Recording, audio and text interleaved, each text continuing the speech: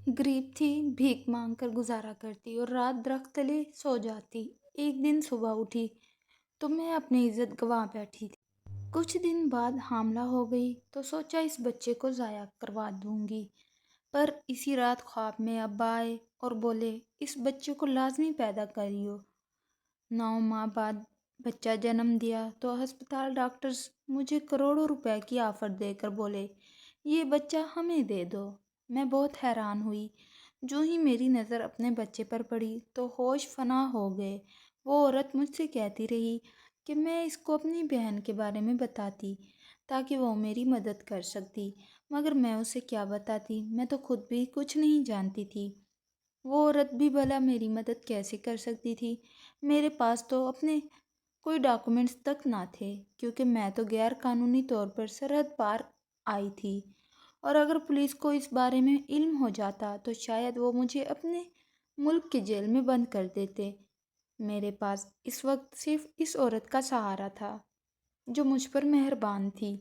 इसीलिए मैंने इस औरत के साथ को अपना नसीब समझ लिया और इसके घर के कामकाज में इसकी मदद करने लगी थी, क्योंकि एक वही तो थी जिसने मुझ बेसहारा को सहारा दिया था। मगर 2 महीने गुजरे थे जब मेरी तबीयत बिगड़ गई और मुझे मालूम हुआ कि मैं उम्मीद से थी। मेरे पेट में एक नाजायज़ बच्चा पल रहा था। वो खबर सुनकर मेरे पैरों तले ज़मीन ही निकल गई थी। मुझे मालूम था कि इस रात मेरे साथ जिन लड़कों ने ज्यादती की थी ये इनमें से ही किसी का नाजायज़ खून था। मैंने बहुत कोशिश की थी कि मैं इस बच्चे को ज़ाया कर देती, मगर कोशिश करने के बावजूद भी मैं ऐसा नहीं कर सकी थी। एक रात मुझे ख्वाब में अब्बा नज़र आए थे। ऐसा पहली बार हुआ था कि जब से मैं इनसे दूर आई थी तो मैं इनको अपने ख्वाब में देखा था। वो मुझे कह रहे थे कि मैं जल्द ही इनसे मिलूंगी और जो बच्चा मेरी कोख में पल रहा था वो सब इसी की वजह से होगा। मैं बहुत हैरान थी कि जब से मेरे साथ इन लड़कों ने ज्यादती की थी इसके बाद मुझ पर जैसे किस्मत ने कुछ तो तरस खा ही लिया था। जो इस वाक़ये के बाद मुझे इस औरत का सहारा भी मिल गया था और मैंने अपने अब्बा को भी देखा था। बेशक ख्वाब में ही सही, मगर मुझे इनकी सूरत देखने को तो मिली थी। इस वक्त मेरे पेट में पलते इस बच्चे को 6 माह गुजर चुके थे जब इस औरत ने मुझे एक अस्पताल भेज दिया, क्योंकि वो मज़ीद मुझे अपने घर में नहीं रख सकती थी। मेरे लिए तो यही बड़ी बात थी कि इस औरत ने मेरा इतना साथ दिया था और अस्पताल के सारे अखराजात भी खुद ही बर्दाश्त किए थे। वो शायद कोई बहुत नेक दिल औरत थी जिसने मुझ पर इतना बड़ा एहसान किया था, मगर मैं नहीं जानती थी कि अभी असल आजमाइश तो शुरू होना बाकी थी। जब बच्चे की पैदाइश का वक्त आया तो मुझे लगा कि शायद अब सब कुछ ठीक हो जाएगा। जब मैंने एक बेटे को पैदा किया तब मुझे किसी ने भी अपना बच्चा देखने के लिए नहीं दिया, बल्कि अस्पताल के जिस कमरे में मैं थी वहां पर एकदम से सारा अस्पताल इकट्ठा हो गया। मुझे इस बात पर बहुत हैरत थी कि वो सब बार बार मेरे ही बच्चे को देखने के लिए आ रहे थे। मुझे कुछ समझ नहीं आ रहा था कि वो आखिर सब मेरे बच्चे को इतनी हैरानी से क्यों देख रहे थे। मगर एक बात की मुझे समझ आ गई थी कि मेरा बच्चा इन सब के लिए बहुत ख़ास था। तभी एक डॉक्टर मेरे पास आया और मुझे कहने लगा कि अगर मैं अपना बच्चा इनके हवाले कर दूं तो वो मुझे करोड़ों रुपए दे सकते थे। इस डॉक्टर की बात सुनकर मैं हैरान रह गई थी कि आखिर वो एक बच्चा ही तो था। फिर वो एक बच्चे के बदले में मुझे इतनी बड़ी रकम देने के लिए क्यों कह रहे थे। मगर जब मुझे इस बच्चे के बारे में मालूम हुआ तो मेरे दिल की धड़कन जैसे रुक सी गई थी। मेरा नाम मरियम है। मेरा ताल्लुक साहिवाल से है, जहाँ मैं अपनी बड़ी बहन और अम्मा अब्बा के साथ रहती थी। मैं एक मुतवसत घराने में पैदा हुई थी, जहाँ 2 वक्त की रोटी कमाने के लिए हमें दिन रात आराम से ज़्यादा मेहनत मजदूरी करना पड़ती थी। मेरी बहन मुझसे 5 साल बड़ी थी और अम्मा के साथ मोहल्ले में सिलाई का काम करती थी। अब्बा एक छोटे से कारखाने में मेहनत मजदूरी करके कुछ पैसे कमा लेते, जिससे हमारा गुजारा बमुश्किल हो जाता था। इस कारखाने में अब्बा चमड़े के बैग सीते थे। अम्मा ने अब्बा से कभी बुरे हालात का शिकवा नहीं किया था। वो हमेशा बस ये ہی کہتی تھی کہ غریب وہ نہیں ہوتا جس کے پاس پیسہ نہ ہو، بلکہ غریب تو وہ ہوتا ہے جو حالات کے سامنے ہار مان جائے۔ اونچے اونچے خواب دیکھنا میرا شوق تھا۔ میرے بہت سے خواب تھے کہ میں ایک دن ٹیچر بنوں گی اور اپنے گھر کو بہتر بناؤں گی۔ میں اتنا کما سکوں گی کہ ابا کو کارخانے سے چھٹکارا دلوا سکوں اور اپنی بہن کے ہاتھ بھی خود پیلے کراؤں گی۔ مگر میں یہ نہیں جانتی تھی کہ خواب جب آنکھوں سے نکل کر حقیقت کی زمین پر اترتے ہیں تو اکثر زخمی ہو جاتے ہیں۔ ہم دونوں بہنیں بے انتہا خوبصورت تھیں، مگر میری بہن میری نسبت سادہ مزاج اور خاموش طبع تھی۔ وہ ہمیشہ حالات کے ساتھ سمجھوتا کرنے والی اور ایک سادہ سوچ رکھنے والی عام سی لڑکی تھی، مگر میرے خواب بہت اونچے تھے۔ میری بہن کو تو جو بھی ملتا وہ اسی میں خوش ہو جاتی، مگر میں ہمیشہ بہتر اور زیادہ لینے کے حق میں تھی۔ ہم جس چھوٹے سے گھر میں رہتے تھے، کبھی کبھی میرا دل چاہتا تھا کہ میں اپنے اس چھوٹے اور عام سے گھر سے نکل کر ایک بہت بڑے گھر میں زندگی گزاروں، کیونکہ مجھے غریب ہونا بالکل بھی اچھا نہیں لگتا تھا۔ میں چاہتی تھی کہ میں بہت جلد اتنے پیسے کمانے کے قابل ہو جاؤں کہ مجھے دوبارہ کبھی اس چھوٹے سے گھر کو دیکھنا ہی نہ پڑے۔ اس لیے میں خوب دل لگا کر محنت کر رہی تھی، مگر مجھ میں صبر بالکل بھی نہیں تھا۔ میں جلد ہی امیر ہو جانا چاہتی تھی۔ اس وقت میری بہن میٹرک کر رہی تھی جب اماں ابا کو یہ فکر ستانے لگی کہ وہ اب جوان ہو گئی تھی اور اس کو اس کے گھر کا گھر کر دینا چاہیے، کیونکہ ہماری برادری میں لڑکے کی کم عمری میں ہی شادی کر دیتے تھے۔ اس لیے اماں نے ایک دو رشتہ والیوں کو اس کے لیے اچھا سا رشتہ ڈھونڈنے کے لیے کہہ دیا تھا۔ میں تو اس حق میں بالکل بھی نہیں تھی کہ اماں ابا اس کی شادی کم عمری میں کر دیتے اور اسی چھوٹے سے گھر سے اس کو رخصت کر دیتے، کیونکہ میں تو یہ چاہتی تھی کہ جب میں بہت سارے پیسے کما لوں گی اور ہم امیر ہو جائیں گے تو میں اپنی بڑی بہن کو خود دھوم دھام سے رخصت کروں گی۔ لیکن اماں ابا میری باتیں سن کر ہمیشہ ہنس دیتے، کیونکہ وہ مجھے نادان سمجھتے تھے۔ ان کو لگتا تھا کہ میرے خیالات بہت اونچے تھے۔ شاید اس لیے میں ایسا سوچتی تھی کہ میں اپنے گھر والوں کی تقدیر بدل دوں گی، مگر میں یہ نہیں جانتی تھی کہ میرے گھر والوں کی تقدیر میری ہی وجہ سے بدلنے والی تھی، مگر اس تقدیر کا رخ بہت بھیانک ہونے والا تھا۔ اماں تو اپنی بڑی بیٹی کے لیے کسی اچھے سے رشتے کی تلاش میں تھی، مگر ہمارے مالی حالات ایسے نہ تھے کہ کوئی اچھا رشتہ ہمیں مل پاتا۔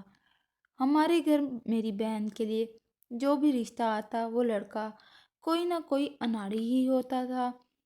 کبھی اس کے لیے کسی موچی کا رشتہ آتا تو کبھی کسی ایسے لڑکے کا جو لوگوں کے گھروں میں جھاڑو پونچھ کرتا ہوتا۔ میری بیچاری بہن خود بھی خاموش تھی، کیونکہ وہ بیچاری تو ویسے ہی سادہ اور معصوم سی لڑکی تھی۔ اس کو تو اماں ابا جہاں بھی اور جس کے ساتھ بھی بیاہ دیتے وہ خوشی خوشی رخصت ہو کر چلی جاتی، لیکن وہ اماں ابا کے لیے اتنا بوجھ بھی نہیں تھی کہ وہ اس کو ایسے ہی کسی ایرے گہرے کے حوالے کر دیتے۔ آخر کار ایک دن رشتے کروانے والی نے اماں کو ایک رشتہ بتایا تھا۔ اس لڑکے کا نام وجدان تھا اور وہ ملک سے باہر محنت مزدوری کرتا تھا۔ اماں ابا کو لگا تھا کہ شاید اچھا نصیب ہمارا دروازہ کھٹکا رہا ہے۔ وجدان کی ماں نے صاف کہہ دیا تھا کہ ان کو جہیز کی کوئی ضرورت نہیں تھی، بلکہ وہ تو یہ چاہتے تھے کہ بس لڑکی نیک ہو۔ ہمیں بھی لگا تھا کہ ہم خوش نصیب تھے، اس لیے ہماری دہلیز پر وجدان کا رشتہ آیا تھا۔ اماں ابا کے دل میں اس رشتے کو لے کر تھوڑا سا ڈر ضرور تھا کہ آخر ہم غریبوں کے گھر میں اتنا اچھا رشتہ کیسے آ سکتا تھا، مگر میں تو ماہم کے لیے وجدان کا رشتہ دیکھتے ہی بہت زیادہ خوش ہو گئی تھی اور یہ سوچنے لگی کہ جب ماہم شادی کر کے اپنے شوہر کے ساتھ ملک سے باہر چلی جائے گی تو میں بھی اس سے ملنے کے لیے باہر کے لیے ملک جاتی رہوں گی۔ میں سوچ چکی تھی کہ ماہم کی شادی کے بعد میں وجدان سے کہوں گی کہ وہ مجھے بھی باہر بلوا لے تاکہ میں باہر جا کر محنت مزدوری کر کے ڈھیر سارے پیسے کما سکوں۔ اس لیے میں چاہتی تھی کہ اماں ابا اس رشتے سے انکار نہ کرتے۔ اماں ابا بھی اس رشتے کے لیے مان ہی گئے تھے، کیونکہ وجدان شکل و صورت سے خوبصورت تو تھا، لیکن سیرت سے بھی وہ ایک سلجھا ہوا لڑکا تھا۔ اس کی فیملی بھی چھوٹی سی تھی اور سب سے بڑی بات یہ تھی کہ وہ لوگ ہم سے کسی بھی جہیز کا مطالبہ نہیں کر رہے تھے۔ میں بہت خوش تھی اور نہ جانے کیا سوچنے لگی تھی۔ مجھے لگا تھا کہ جب ہم کی شادی وجدان جیسے امیر لڑکے سے ہو جائے گی تو ہم بہت جلد امیر ہو جائیں گے اور ہمارے گھر کے حالات بھی بدل جائیں گے، کیونکہ ہمارے مقابلے میں وجدان تو اچھا خاصا کماؤ لڑکا تھا۔ کسی حد تک تو میں بالکل ٹھیک ہی تھی، ہمارے گھر کے حالات بدلنے تو والے ہی تھے، مگر میں یہ نہیں جانتی تھی کہ ان کا رخ کس سمت میں جانے والا تھا۔ شادی کی تاریخ طے ہو گئی تھی، میں بہت زیادہ خوش تھی۔ جب بھی وجدان کے گھر والے آتے تو میں بھاگ بھاگ کر ان کی خدمت کرتی۔ مجھے اس بات کی پرواہ نہیں تھی کہ ماہم میری اکلوتی بہن تھی اور شادی کے بعد وہ مجھ سے بہت دور جانے والی تھی۔ مجھے غرض تھی تو صرف اس بات سے کہ میری بہن کی شادی ایک ایسے لڑکے کے ساتھ ہو رہی تھی جو ہم از کم ہم سے تو امیر ہی تھا۔ آخر ماہم کی شادی کی سادگی سے ہو گئی اور وہ اپنے شوہر کے گھر رخصت ہو کر چلی گئی جو اسلام آباد میں تھا۔ وجدان شادی کے لیے چھٹی لے کر پاکستان آیا ہوا تھا، مگر شادی کے 1 مہینے بعد ہی واپس چلا گیا تھا اور اب کچھ سالوں تک اس کی واپسی ممکن نہ تھی۔ جب وجدان اپنے کام پر واپس چلا گیا تو ماہم بھی واپس ہمارے پاس آ گئی، مگر مجھے اپنی بہن کو دیکھ کر خوشی بالکل بھی نہیں ہوئی تھی، بلکہ میں تو اس کو گھر میں دیکھ کر ایک دم سے اداس ہو گئی تھی کہ وہ واپس کیوں آ گئی تھی اور اپنے شوہر کے ساتھ ہی کیوں نہیں چلی گئی تھی، کیونکہ جب تک وہ خود ملک سے باہر نہیں جا سکتی تھی میں بھلا اس کے پاس کیسے جا سکتی تھی۔ مگر مام کہنے لگی کہ اس کا شوہر کچھ کاغذات بنوا رہا تھا اور جب ان کاغذات کا کام مکمل ہو جائے گا تب وہ بھی اس کے پاس ہی چلی جائے گی۔ میں ہر روز اپنی بہن سے یہی پوچھتی کہ کیا اس کے کاغذات کا کام مکمل ہو گیا تھا یا نہیں، مگر جیسے جیسے وقت گزر رہا تھا میری بہن خاموش رہنے لگی تھی۔ وہ تو نہ کوئی شکایت کرتی نہ کوئی گلہ، بلکہ خاموش تو وہ پہلے بھی رہتی ہی تھی، مگر اب اس کی خاموشی ایک عجیب طرح کی ہو گئی تھی، کیونکہ اب تو وہ مجھ سے بھی بات نہیں کرتی تھی، بس اماں کے ساتھ کسی نہ کسی کام میں لگی رہتی۔ مروہ کی شادی کو 8 ماہ ہو چکے تھے اور جب سے اس کا شوہر گیا تھا اس کے جانے کے بعد مام کے چہرے پر ایک عجیب سی سنجیدگی چھا گئی تھی۔ وہ پہلے کی طرح نہ ہنستی تھی نہ مجھ سے شوخیوں میں بات کرتی تھی۔ وہ تو دن گن گن کر گزار رہی تھی کہ کب اس کا شوہر اس کو اپنے پاس بلائے اور مجھے بھی ملک سے باہر جا کر پردیس دیکھنے کا موقع مل سکے، تاکہ میں اب بھی اپنی قسمت بدل سکوں، کیونکہ میری بہن کی قسمت تو بدل ہی چکی تھی اور آخر کار میرا انتظار ختم ہو ہی گیا۔ جب ایک دن مجھے یہ خبر ملی کہ وجدان نے کاغذات کا کام مکمل کروا لیا تھا اور ماہم اب بہت جلد ملک سے باہر اس کے پاس جانے والی تھی، میں تو یہ خبر سن کر بے تحاشا خوش تھی، مگر میں نے محسوس کیا تھا کہ میری بہن یہ خبر سن کر مزید اداس ہو گئی تھی۔ جب میں نے اس سے اس کی اداسی کی وجہ پوچھی تو وہ مجھے کہنے لگی کہ اماں ابا اور مجھ سے دور ہو جانے کا غم اس کو اداس کر رہا تھا، مگر مجھے اس پر بے تحاشا غصہ آیا تھا کہ جب اللہ اللہ کر کے قسمت اس پر مہربان ہو ہی رہی تھی تو وہ ناشکری کیوں کر رہی تھی۔ اس کے پاس تو موقع تھا کہ وہ غریبی سے نکل کر امیروں والی زندگی گزارنے جا رہی تھی، مگر پھر بھی اداس ہو رہی تھی۔ اداس صرف وہ ہی نہیں تھی، بلکہ جیسے جیسے اس کے جانے کے دن قریب آ رہے تھے اماں ابا بھی اداس ہونے لگے تھے، مگر مجھے ان سب پر بے تحاشا غصہ آتا کہ اداس کیوں تھے۔ آخر کار وہ دن آ ہی گیا جب میری بہن نم آنکھوں کے ساتھ ہم سب کو چھوڑ کر اپنے شوہر کے پاس ملک سے باہر چلی گئی۔ اس دن ماہم کی جدائی کی وجہ سے اماں ابا کی آنکھوں میں تو آنسو تھے، مگر میرے چہرے پر مسکراہٹ تھی اور آنکھوں میں وہی خواب جو میں ہمیشہ سے دیکھتی آئی تھی، امیر ہونے کے اور گھر کے حالات کو بدل کر رکھ دینے کے خواب۔ میں نے تو جاتے ہوئے ماہم کو یہ ہی کہا تھا کہ مجھے بھی اپنے پاس بلا لینا، کیونکہ مجھے بھی باہر کی امیروں والی زندگی دیکھنی ہے، مگر وہ مجھے کہنے لگی کہ وہ تو مجھ سے اور اماں ابا سے دور بالکل نہیں جانا چاہتی تھی، تو پھر بھلا میں ایسی خواہش کیوں کر رہی تھی۔ بلکہ مجھے تو خوش ہونا چاہیے تھا کہ میں اماں ابا کے پاس تھی، مگر مجھے اس وقت اس بات کی کوئی پرواہ نہیں تھی۔ میں تو صرف اور صرف باہر کے ملک جا کر ڈھیروں پیسے کمانا چاہتی تھی تاکہ امیر ہو سکوں اور غریبوں والی زندگی سے نکل کر ایک بڑے سے گھر میں اپنی زندگی گزار سکوں، جیسی کہ میں ہمیشہ فلم اور ڈراموں میں دیکھتی آئی تھی۔ اس وقت ہمارے گھر میں کسی کے پاس موبائل نہیں تھا، بلکہ ہمارے محلے میں جو لوگ امیر تھے صرف ان کے پاس ہی موبائل ہوتا تھا۔ میری اسکول کی ایک دوست رملہ تھی اور وہ امیر تھی، اس لیے اس کے پاس اپنا موبائل فون تھا۔ میں ہر روز رملہ کے گھر جاتی اور اس کے فون سے اپنی بہن سے بات کیا کرتی اور اس سے ہمیشہ ایک ہی بات کہتی کہ وہ اپنے شوہر سے کہہ کر مجھے بھی اپنے پاس بلا لے۔ میں نے اپنی بہن سے کبھی یہ پوچھا ہی نہیں تھا کہ باہر کی زندگی کیسی تھی، یا کیا وہ باہر جا کر خوش بھی تھی یا نہیں، کیا اس کو ہماری یاد آتی بھی تھی یا نہیں، بلکہ میں تو اس کو ہمیشہ ایک ہی بات کہتی تھی کہ وہ جتنی جلدی ہو سکے مجھے بھی اپنے پاس بلا لے، کیونکہ میں غریبوں والی زندگی جی جی کر تنگ آ چکی تھی اور اس کے پاس جانا چاہتی تھی۔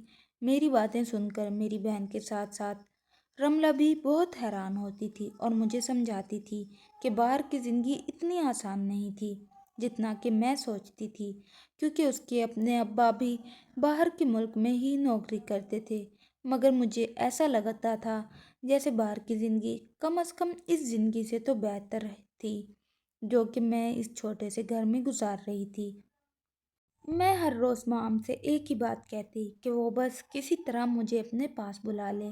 میں اس کے پاس جا کر ہر طرح کا کام کرنے کے لیے تیار تھی جس سے میں ڈھیر سارے پیسے کما سکتی تھی، مگر میں یہ نہیں جانتی تھی کہ مام کے ساتھ ہونے والی میری سب باتیں رملہ کے علاوہ اس کا کزن بھی سن رہا تھا، جو اکثر اس کے گھر میں آتا رہتا تھا اور میرے لیے ایک شیطانی پلان بنا رہا تھا جس سے نہ صرف میری بلکہ میرے گھر والوں کی بھی عزت خراب ہونے والی تھی۔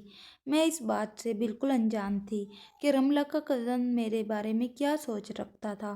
میں تو بس ہر روز رملہ کے ساتھ سامنے بیٹھ کر اپنی بہن سے اپنے دل کی باتیں کیا کرتی، جب کہ رملہ کا کزن میری باتیں سن کر میرے ہی خلاف ایک جال بننے میں لگا ہوا تھا۔ جب ماہم کو ملک سے باہر گئے 6 مہینے گزر گئے تو ماہم نے خوشخبری سنائی کہ وہ ماں بننے والی ہے اور میں خالہ۔ یہ خبر سن کر میں تو خوش ہوئی تھی، مگر میری سب سے بڑی خوشی صرف اس میں تھی کہ میں باہر کے ملک جاؤں اور عیش و عشرت والی زندگی گزاروں جس کے خواب میری آنکھوں میں بچپن سے ہی تھے، اور اپنے اس امیر کبیر دوست کا رہن سہن دیکھ کر میرے وہ خواب دن بدن پروان ہی چڑھ رہے تھے۔ ماہم کے ماں بننے کے بارے میں رملہ کی کزن کو بھی معلوم ہو گیا تھا اور تب اس کے ہاتھ وہ وجہ لگ گئی تھی جب وہ مجھے استعمال کر سکتا تھا۔ ماہم کے ماں بننے کی خوشخبری سن کر تو اماں سجدے میں گر پڑی تھی، مگر میری خوشی کی وجہ ماہم کا ماں بننا نہیں بلکہ میری خوشی تو کچھ اور ہی تھی۔ مجھے لگا تھا کہ اب میرا اپنی بہن کے پاس پردیس جانا آسان ہو جائے گا۔ میں اتنی بے صبری ہو رہی تھی کہ میرے کان صرف میری ہی مرضی کی بات سننا چاہتے تھے۔ اس وقت مجھے ماہم کی یا کسی اور کی کسی بات کی کوئی پرواہ نہیں تھی۔ ماہم کی تھکن، اس کے دکھ، اس کی غربت کی کمی یا اس کی تنہائی مجھے دکھائی نہیں دیتی تھی، بلکہ میں تو بس اپنے خیالوں میں خود کو پردیس کے ایک بڑے سے شاپنگ مال کے کیش کاؤنٹر کے پیچھے دیکھتی تھی، یا کسی ہال میں ویلکم ڈرنکس پیش کرتے ہوئے، یا خوبصورت لباس میں فیشن شوز میں چلتے پھرتے جیسے میں فلموں ڈراموں میں دیکھتی تھی۔ ایک دن جب میں ماہم سے بات کرنے اپنی دوست کے گھر گئی تو اس کے کزن نے مجھے پہلی بار اپنے پاس بلایا اور کہنے لگا کہ مریم، کیا تم واقعی باہر اپنی بہن کے پاس جانا چاہتی ہو؟ اس کی بات سن کر تو جیسے میں چونک گئی تھی۔ پہلی بار وہ مجھ سے بات کر رہا تھا، مگر میں نے کچھ بھی سوچے سمجھے بغیر فوراً اس بات میں سر ہلا دیا۔ تب وہ مجھے کہنے لگا کہ مجھے ملک سے باہر جانے کے لیے اس کے ایک دوست سے ملنا ہوگا، کیونکہ بقول اس کا دوست ایک انٹرنیشنل ایجنسی میں کام کرتا تھا اور وہ پردیس میں خوبصورت اور جوان لڑکیوں کو रिसेप्शन, सेल्स या इवेंट मैनेजमेंट की नौकरी देता था। मगर उसने एक शर्त भी रखी थी कि मुझे उसके दोस्त को जाकर खुद इंटरव्यू देना था। मैंने कुछ भी सोचे समझे बगैर बेताबी से बस यही पूछा था कि मुझे कहाँ और कब जाना था। वो मुझे कहने लगा कि वो मुझे खुद वहाँ लेकर जाएगा और रमला भी हमारे साथ ही होगी, इसलिए मुझे फिक्र करने की ज़रूरत ही नहीं थी। ये सुनकर मेरे दिल को सुकून सा मिला था कि रमला भी मेरे साथ ही होगी। उस वक्त मुझे यही लगा था कि शायद किस्मत का दरवाज़ा खुल रहा था। मैंने अम्मा से कहा था कि रमला के साथ कराची जा रही थी।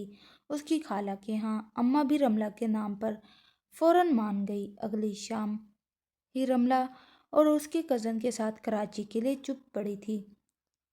मैं खुश तो थी ही, मगर मेरे दिल में एक अजीब सी बेकरारी थी, जैसे कोई अनजाना खौफ दिल में सरसरा रहा हो। हम एक दरमियाने दर्जे के होटल पहुंचे थे, जहां रमला के कज़न ने मुझे बताया कि वो आदमी जिसको मैंने इंटरव्यू देना था वो अभी पहुंचा नहीं था, इसलिए हम पहले रूम में जाकर आराम कर लेते। रूम का सुनकर मैं डर गई थी। नवीद को शायद महसूस हो गया था कि मैं डर गई थी। तभी वो मुझे कहने लगा कि उसका दोस्त मेरे लिए खुद इस होटल में मेरा इंटरव्यू लेने आ रहा था और वो थका हुआ आएगा तो इंटरव्यू भी आराम से करेगा। वो मुझे कहने लगा कि मैं फिक्र न करती, क्योंकि वो और रमला भी तो मेरे साथ ही थे। मुझे इस वक्त कुछ भी गलत नहीं लग रहा था, क्योंकि मेरी दोस्त रमला वहाँ थी और नवीद उसका भाइयों जैसा कज़न था।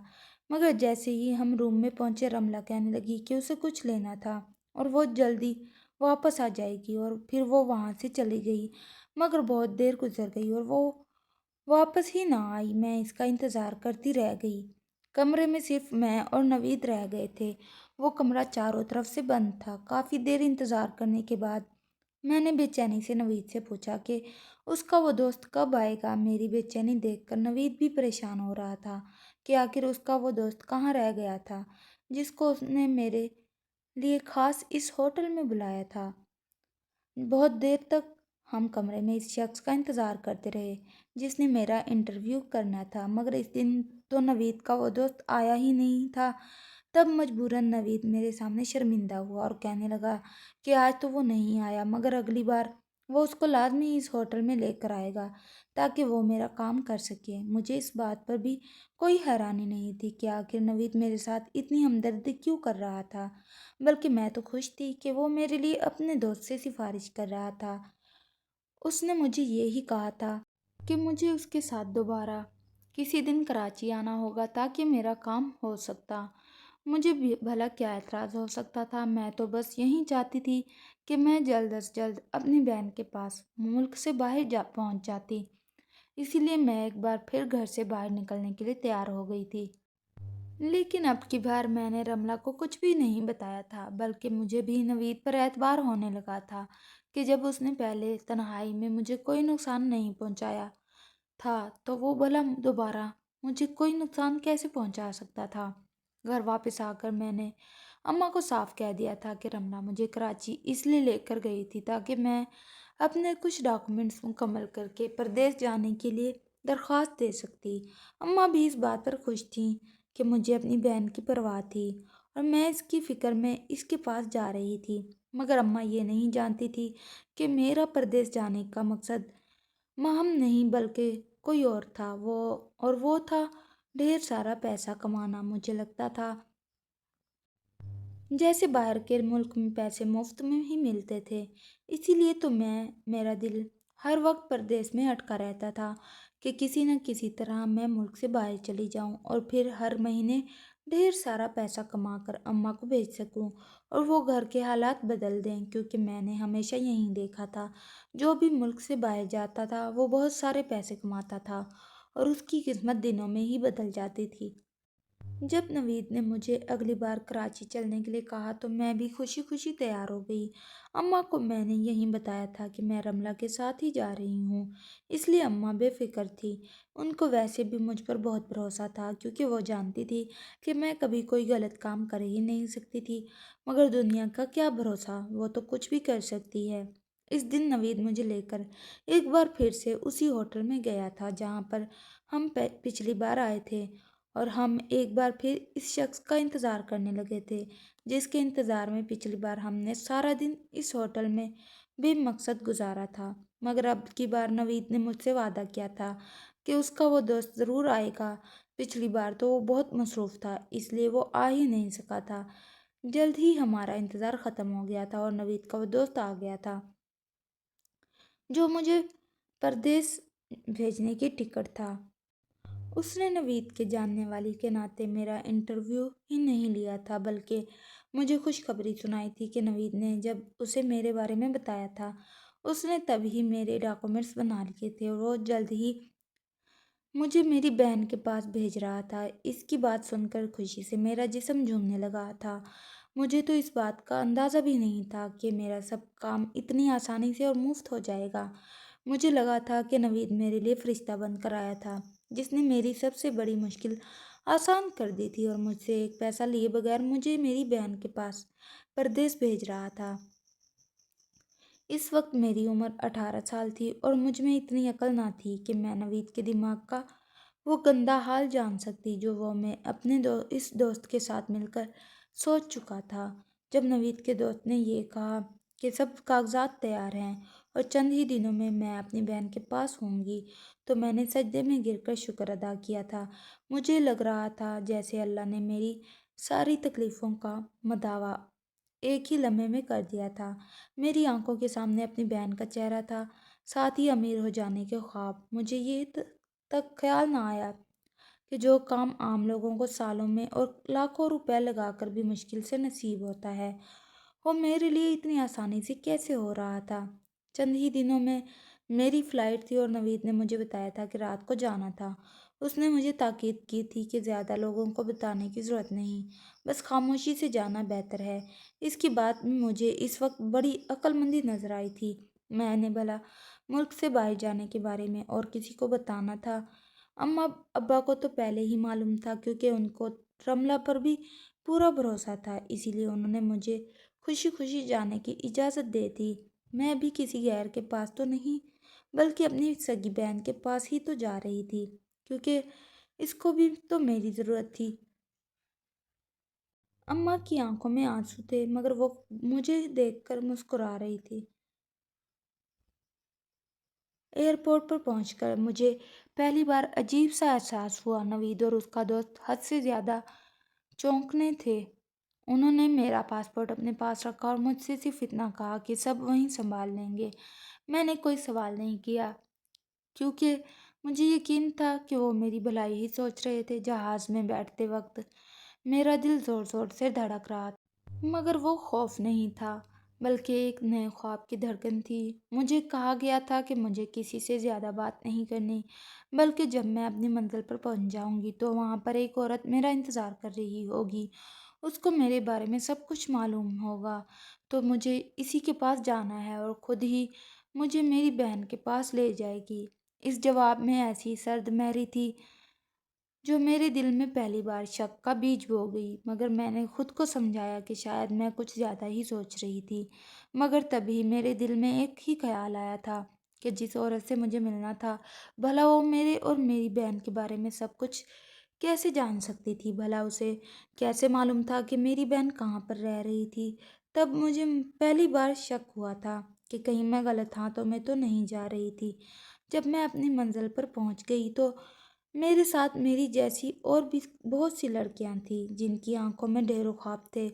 اسی رات مجھے سچ کا پہلا زخم لگا جب ایک لڑکی نے روتے ہوئے بتایا کہ وہ سب بیچی جا چکی تھی، کوئی غیر قانونی کاغذات نہیں، کوئی حق نہیں ہو، کوئی آواز نہیں، ہم سب کو مختلف جگہوں پر بھیجا جانا تھا۔ اس کی بات سنتے ہی میرے ہاتھ پاؤں ٹھنڈے ہو گئے۔ میں نے پوری رات جاگ کر گزار دی، دیوار کو دیکھتی رہی اور سوچتی رہی کہ میں نے کس پر بھروسہ کیا تھا۔ مجھے سب کچھ سمجھ میں آنے تو لگا تھا مگر تب تک دیر ہو چکی تھی اور اگلے ہی دن ہم سب لڑکیوں کو الگ الگ کر دیا گیا تھا۔ میری آنکھوں میں جو امیر بننے کے خواب تھے وہ ایک دم چکناچور ہو گئے تھے اور مجھے گھر سے دور پردیس میں خوف محسوس ہونے لگا تھا۔ پہلی بار میں خود کو کوسنے لگی تھی کہ میں نے کیا کر دیا تھا۔ میں نے پہلی بار زندگی میں خود کو اتنا بے بس محسوس کیا۔ وہ نوید جسے میں فرشتہ سمجھتی رہی تھی دراصل ایک بھیڑیا نکلا تھا۔ اس نے مجھے خود اپنے ہاتھوں سے اندھیرے میں دھکیل دیا تھا۔ مجھے صرف اتنا معلوم تھا کہ میں دبئی کی سرزمین پر تھی۔ اس کے علاوہ مجھے اور کچھ معلوم نہ تھا۔ مجھے گھر سے دور ایک ہفتہ گزر گیا تھا۔ میں نے ہر دن خود کو ٹوٹتے محسوس کیا تھا، مگر کہیں نہ کہیں ایک ننھی سی امید زندہ تھی۔ میں نے خاموشی سے ہر بات نوٹ کرنا شروع کی، لوگوں کے چہرے، ان کے نام، راستے۔ میں نے موقع کا انتظار کرنا شروع کر دیا کہ کب میں اس قید سے نکل بھاگوں۔ ایک دن قسمت نے میرا ساتھ دیا۔ ایک رات جب ہم لڑکیوں پر پہرا زدہ کم تھا تو میں اس فلیٹ کے پیچھے کے دروازے سے نکلنے میں کامیاب ہو گئی تھی، جس کے اندھیرے کمرے میں نے ایک ہفتہ گزارا تھا۔ مجھے نہیں معلوم تھا کہ مجھے کہاں جانا تھا، مگر میں بس اتنا جانتی تھی کہ مجھے وہاں نہیں رکنا۔ میں کئی گھنٹے بھاگتی رہی۔ بھاگنے کی وجہ سے میرے کپڑے جگہ جگہ سے پھٹ گئے تھے، سارا جسم تکلیف میں تھا۔ میں جتنا دور بھاگ سکتی تھی بھاگ گئی تھی، اور پھر تھک ہار کر ایک دیوار کے ساتھ لگ کر بیٹھ گئی۔ مجھے کچھ نہیں معلوم تھا کہ مجھے اب کیا کرنا تھا۔ میں ایک اجنبی ملک میں تھی جہاں پر میرے پاس کھانے کے لیے ایک وقت کا کھانا تک نہیں تھا۔ اس رات شاید میں نے اپنے سارے آنسو بہا دیے تھے، اور اس وقت مجھے خود سے شدید نفرت ہونے لگی تھی کہ آخر میں نے اتنا لالچ کیوں کیا تھا۔ میں جس گھر میں رہ رہی تھی وہاں پر بھی تو ابا نے ہماری ہر ضرورت پوری کی تھی۔ جب میری بہن نے مجھ سے کہا تھا کہ وہ اپنے شوہر سے بات کرے گی اور خود مجھے پردیس میں بلوا لے گی، تو میں اتنی بے صبری کیوں ہو گئی تھی کہ کسی فراڈیے کے ہاتھوں دھوکہ کھا کر ایک اجنبی سرزمین میں بے آسرا بیٹھی تھی۔ اب میں سوچ چکی تھی کہ کسی نہ کسی طرح میں اپنی بہن سے رابطہ کروں گی، کیونکہ ایک اسی کا نمبر تو مجھے زبانی یاد تھا، اور وہ بھی صرف اس وجہ سے کہ میں رملہ کے گھر جا کر اپنی بہن سے بہت بار بات کر چکی تھی۔ مجھے یقین تھا کہ میرا اپنی بہن سے رابطہ ہو جائے گا اور وہ ضرور میری مدد کرے گی۔ اسی امید میں اسی دیوار کے ساتھ ٹیک لگا کر سو گئی۔ جب سورج کی پہلی کرن میرے چہرے پر پڑی تو میری آنکھ خود بخود کھل گئی۔ آنکھ کھلنے کے بعد کچھ دیر تک مجھے سمجھ ہی نہیں آیا تھا کہ آخر میں کہاں تھی، اور جب مجھے یاد آیا کہ میں اپنے گھر، اپنے ماں باپ سے دور ایک اجنبی زمین پر تھی، تو میری آنکھوں میں ایک بار پھر آنسو آ گئے تھے، جن کو میں نے صاف کیا اور اٹھ کھڑی ہوئی۔ بھوک سے میرا سر چکرا رہا تھا۔ میں کچھ کھانے کی تلاش میں چل پڑی۔ قریب کی ایک دکان سے مجھے کھانے کے لیے سوکھی روٹی مل گئی تھی۔ میں سوچ رہی تھی کہ کاش میں نے اتنی بڑی غلطی نہ کی ہوتی۔ مجھے تو یہی لگا تھا کہ جب میں باہر کے ملک چلی جاؤں گی تو جلد ہی مجھے کوئی نہ کوئی کام مل جائے گا، میں ڈھیروں پیسے کمانے لگوں گی، مگر حقیقت تو بالکل ہی الٹ تھی۔ پردیس کی زندگی میرے سامنے تھی۔ وہاں پر تو کسی کو کسی سے کوئی مطلب نہ تھا، کسی نے مڑ کر میری طرف دیکھا تک نہ تھا۔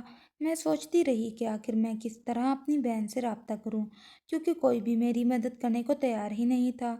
سارا دن گزر چکا تھا اور ایک بار پھر سے رات کا اندھیرا میرے سر پر پھیلنے لگا۔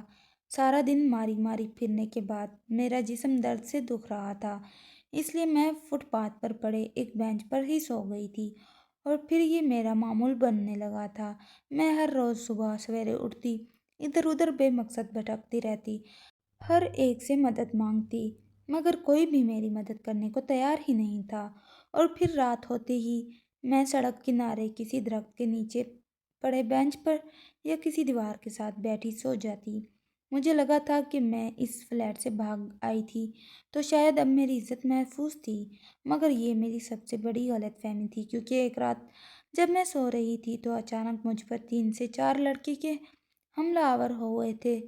میں نے خود کو بچانے کی بہت کوشش کی تھی، مگر انہوں نے مجھے چھوڑا نہیں تھا، بلکہ وہ تو نشے میں دھت اپنی ہوس پوری کرنے کے لیے ہی مجھ پر حملہ آور ہوئے تھے۔ جب انہوں نے میری عزت داغدار کر دی تو وہ مجھے وہیں کوڑے کے ڈھیر پر پھینک کر چلے گئے۔ میں اپنے پھٹے کپڑے سنبھالتی دیوار کے ساتھ ٹیک لگا کر بیٹھی، زاروں قطار روتی رہی۔ اس دن میں حلق پھاڑ پھاڑ کر روئی تھی۔ تبھی پاس سے گزرتی ایک عورت کو مجھ پر ترس آ گیا تھا، اور وہ مجھے اپنے ساتھ اپنے گھر لے گئی تھی۔ اس کی زبان مجھے سمجھ میں نہ آتی تھی، مگر وہ مجھ پر مہربان تھی۔ مجھے اس کے کچھ پالتو جانوروں کا خیال رکھنا ہوتا تھا، جس کے بدلے وہ مجھے 2 وقت کی روٹی اور 2 جوڑے کپڑے کے دے دیتی تھی۔ میں نے اس عورت سے مدد مانگی تھی اور کوشش کی تھی کہ اپنی بہن سے رابطہ کرتی، مگر مجھے جو نمبر یاد تھا وہ نمبر تو میری بہن کا تھا ہی نہیں، جس کا صاف مطلب تھا کہ مجھے وہ نمبر بھی بھول چکا تھا جو میری آخری امید تھا۔ مگر اس عورت نے مجھ پر ایک احسان کیا تھا کہ اس نے مجھے اپنے گھر سے نہیں نکالا تھا بلکہ اپنے گھر میں رہنے کی اجازت دیتی تھی، اور تب ہی مجھے معلوم ہوا تھا کہ میں امید سے تھی۔ میرے پیٹ میں ایک ناجائز بچہ پل رہا تھا جس کو میں ضائع تو کرنا چاہتی تھی، مگر مجھ میں ہمت نہیں ہوتی تھی کہ میں اس کو ضائع کر دیتی، کیونکہ آخر وہ میرا خون تھا۔ اسی لیے میں نے اس بچے کو پیدا کرنے کا فیصلہ کر لیا تھا۔ جب اس بچے کی پیدائش کا وقت آیا اور میں نے اسے جنم دیا تو میں یہ دیکھ کر حیران رہ گئی تھی کہ جس ہسپتال میں نے اس بچے کو پیدا کیا تھا، اس ہسپتال میں ہر کوئی میرے بچے کو دیکھنے کے لیے دور دور سے آ رہا تھا۔ اور تبھی ایک ڈاکٹر مجھے کہنے لگا کہ اگر میں اپنا بچہ ان کے حوالے کر دوں گی تو وہ مجھے منہ مانگی پیسے دینے کے لیے تیار تھے۔ ایک ایک لمحے کو تو میرے ذہن آیا کیوں نہ میں وہ بچہ ان کے حوالے کر کے ان سے وہ پیسے لے لیتی اور واپس اپنے اماں ابا کے پاس چلی جاتی، مگر دوسرے ہی لمحے میں نے سوچا کہ آخر وہ ایسا کیوں کہہ رہے تھے؟ آخر میرے بچے میں ایسی بھی کیا خاص بات تھی جس کے بدلے میں وہ مجھے ڈھیروں پیسے دینے کے لیے تیار تھے؟ تبھی ایک ڈاکٹر نے مجھے اس بچے کے بارے میں جو حقیقت بتائی وہ سن کر میری آنکھیں پھٹی کی پھٹی رہ گئی تھیں۔ مجھے اپنے کانوں پر یقین ہی نہیں آ رہا تھا کہ میں کیا سن رہی تھی۔ وہ ڈاکٹر مجھے کہنے لگا کہ میں نے جس بچے کو پیدا کیا تھا وہ عام انسانوں سے بالکل مختلف تھا، کیونکہ اس کا خون عام انسانوں سے مختلف تھا۔ اس کا بلڈ گروپ گولڈن بلڈ تھا، جو دنیا میں نہ ہونے کے برابر تھا۔ پہلے تو مجھے یقین ہی نہیں آیا تھا، مگر جب میں نے خود اس بچے کو دیکھا، اس کا کچھ خون ڈاکٹر نکال چکے تھے تاکہ اس ٹیسٹ کر سکتے، تو میری بھی آنکھیں حیرت سے کھل گئی تھیں، کیونکہ وہ سب ڈاکٹر سب تو ہی کہہ رہے تھے وہ تو کوئی انوکھا ہی بچہ تھا وہ، مگر میری اولاد تھا، بھلا میں اس کو چند پیسوں کے بدلے بیچ کر اپنے ماں باپ کے پاس کیسے جا سکتی تھی؟ اس لیے میں نے فیصلہ کر لیا تھا کہ چاہے مجھے کتنی بھی محنت کرنا کیوں نہ پڑ جائے، میں اپنے بچے کو اپنے ساتھ ہی لے کر واپس جاؤں گی۔ بے شک وہ جن بھی حالات میں پیدا ہوا تھا، مگر اب وہ میری اولاد تھا، میرا اپنا خون تھا، میں اس کو کسی بھی صورت میں نہیں چھوڑ سکتی تھی۔ مگر جلد ہی اس ہسپتال میں دوسرے ملکوں سے بھی بہت سے ڈاکٹرز آ گئے تھے جو میرے بچے کو دیکھنا چاہتے تھے۔ تب میرے ذہن میں ایک خیال آیا، میں نے اپنے بچے کو مضبوطی سے سینے سے لگا لیا اور ڈاکٹروں کو صاف کہہ دیا کہ اگر ان کو میرے بچے کا بلڈ سیمپل چاہیے تھا تو وہ مجھے میرے ملک میں بھیج دیتے، اس کے بدلے میں ان کو اپنے بچے کا تھوڑا بلڈ دے سکتی تھی، کیونکہ ان کو وہ ہی چاہیے تھا۔